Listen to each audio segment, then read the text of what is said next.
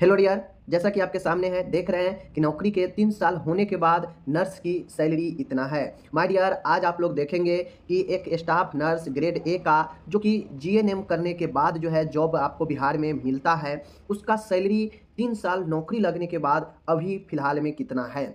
और आप लोग को देखने के लिए मैं ये लाया हूँ, जिसे आप लोग सारे स्टूडेंट हैं चैनल पे, कुछ लोग जो है अपना कोर्स कंप्लीट कर लिए हैं, कुछ लोग कोर्स कर रहे हैं, तो उन सारे लोगों को मोटिवेशन मिले कि वास्तव में इतना सैलरी है तो हम भी मेहनत करें और अपना ज़िंदगी जो है इसमें सेट करें और अच्छे खासे महीने कमाएं। तो इस पर्पज़ से मैं लाता हूं ताकि आप लोग ज़्यादा से ज़्यादा मोटिवेट हो और इसके प्रति ज़्यादा से ज़्यादा मेहनत करें। बिना मेहनत के माय डियर कुछ नहीं होने वाला है। मेहनत करेंगे तो वास्तव में आप भी इतने सैलरी का हकदार होंगे। आगे बढ़ेगा ही, कमरे का तो सवाल है ही नहीं। बड़े बड़े नौकरी इसके सामने कैसे फेल है, आज की इस वीडियो में हम आपको डिस्कस करेंगे। ठीक है, स्वास्थ्य विभाग बिहार सरकार, तो चलिए एक एक करके हम बताएंगे कि कैसे कितना सैलरी मिलता है, समझ गए।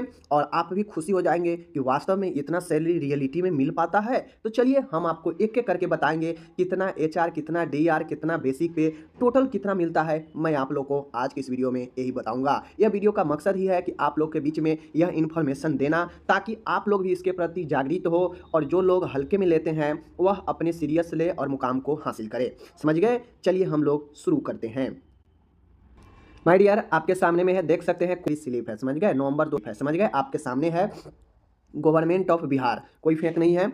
अब यहाँ पे एम्प्लॉय का डिटेल दिया रहता है, मैं उसको यहाँ पे हाइड कर दिया हूँ क्योंकि यहाँ पे पर्सनल इन्फॉर्मेशन रहता है, उसको उजागर करना कहीं से भी सही नहीं है। ठीक है, बस मैंने यहाँ पे दो चीज़ को मैंने उजागर किया है, वो है आपका एम्प्लॉय टाइप और डे ऑफ पेड, मतलब कितने दिन ये ड्यूटी किए हैं। तो देख सकते हैं permanent staff nurse grade A का है, समझ गए।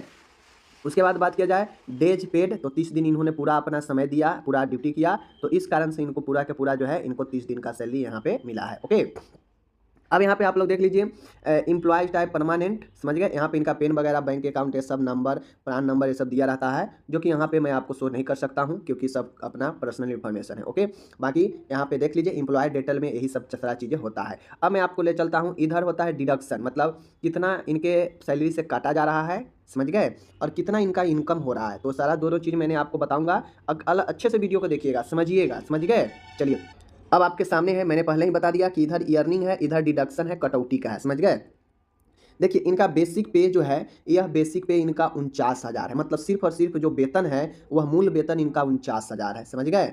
इनको डीए मिलता है, डियरनेस अलाउंस जो है वह 20,500 मिलता है, समझ गए।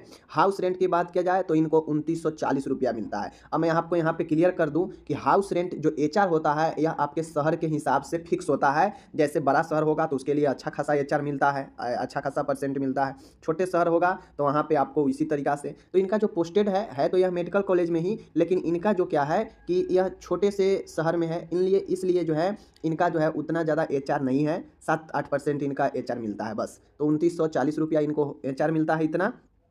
मेडिकल के लिए इनको पर महीने 1000 मेडिकल अलाउंस दिया जाता है। अदर अलाउंसेज में 6600 रुपये है। कुल इनका जो वेतन होता है टोटल महीने का वह 80,120 रुपये अभी फिलहाल बनते हैं। तो देख सकते हैं इनका इनकम कितना है महीने का। 3 साल जॉब लगने के बाद 80,000 का इनका जो है मूल टोटल कंप्लीट वेतन इनका 80,120 रुपये है। अब आप खुद दिमाग लीजिए, बड़े बड़े जॉब कैसे नहीं फेल है। आप जब जॉब में जाते हैं, रेलवे मास्टर हो गया, बहुत सारे अच्छे अच्छे खासे, में ग्रुप बी, ग्रुप ए का बात करता हूँ, उसके टक्कर का यह जो है आपका ऑफिसर लेवल का यह जो है सैलरी यहाँ पर है, समझ गए।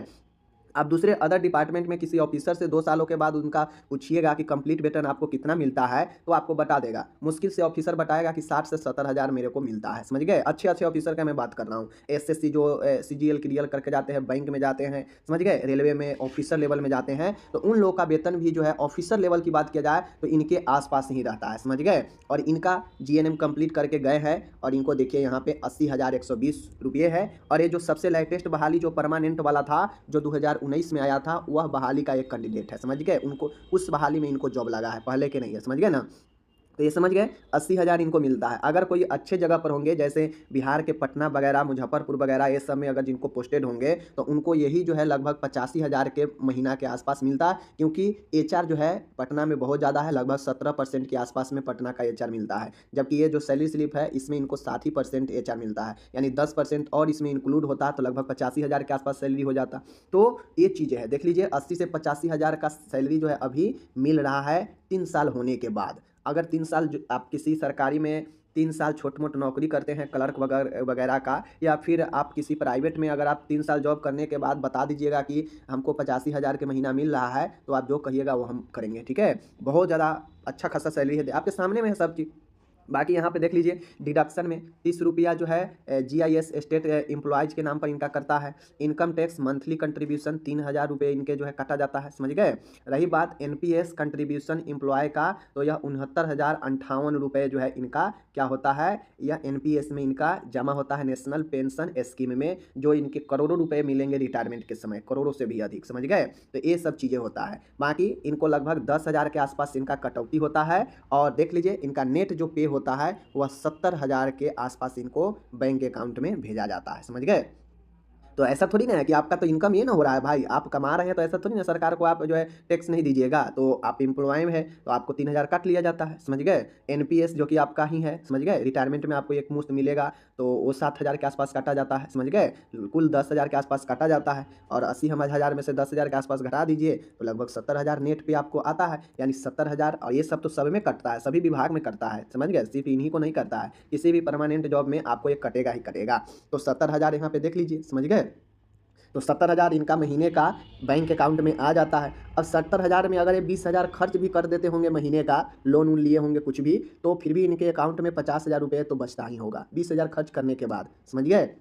10,000 मानते हैं खाना पर, रहना पर, और 10,000 मानते हैं कि ये लोन ले रखे होंगे तो 10,000 कट जाता होगा, फिर भी इनके नेट 50,000 तो बैंक में इनकम हो ही जाता है, समझ गए ना, 50,000 बच ही जाता होगा। तो समझ सकते हैं कितना अच्छा खासा सैलरी है। बस ये जीएनएम करके अपना यहाँ पे आ गए हैं, समझ गए, और इनको अभी जीएनएम कर रहे हो, तो अब तो ये तो मेरिट लिस्ट से इनका हो गया था परमानेंट, उस समय मेरिट बेसिस पर ही था, बट अब आपका एग्जाम होगा तो आप पढ़िएगा तो आप इतना भी सैलरी के हकदार जरूर रहिएगा, इससे ज़्यादा ही मिलेगा आने वाला समय में, समझ गए ना। तो ये सारा चीज़ है, ओके। चलिए, तो ये मैंने आपको बता दिया यहाँ पे। बाकी ये जब इसमें आए थे स्टार्टिंग में, ये 3 सालों के बाद का है, समझ गए। स्टार्टिंग में आए थे तो इनका जो बेसिक पे था वह 46,000 के आसपास था, समझ गए, क्योंकि 4600 ग्रेड पेपर ही ये जो है क्या होते हैं, इसमें आते हैं। तो 4600 जो है इनका 46,000 बन रहा था स्टार्टिंग में, अब 3,000 बढ़कर 49,000 इनका बन रहा है, समझ गए। और स्टार्टिंग में यही लगभग जो है 65,000 के आसपास बन रहा था, अब इनका 80,000 बन रहा है 3 सालों के बाद, समझ गए। तो देख लीजिए कितना अच्छा खासा है,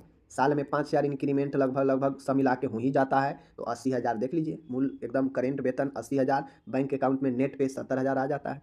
यही है मेरा ये बताने का मकसद, यही था कि आप लोग देखें आंखों से कि क्या रियलिटी है, और उसके बाद विश्वास करें। एकदम देख सकते हैं कोई एडिट विडिट नहीं किया गया है, समझ गए ना। तो यहाँ पे मैंने आपको बता दिया, अब आपका खुद है निर्णय, खुद निर्णय ले सकते हैं, समझ गए। चलिए कैसा क्या लगा यह इन्फॉर्मेशन हमें जरूर बताइएगा, मिलेंगे अगले वीडियो में, धन्यवाद।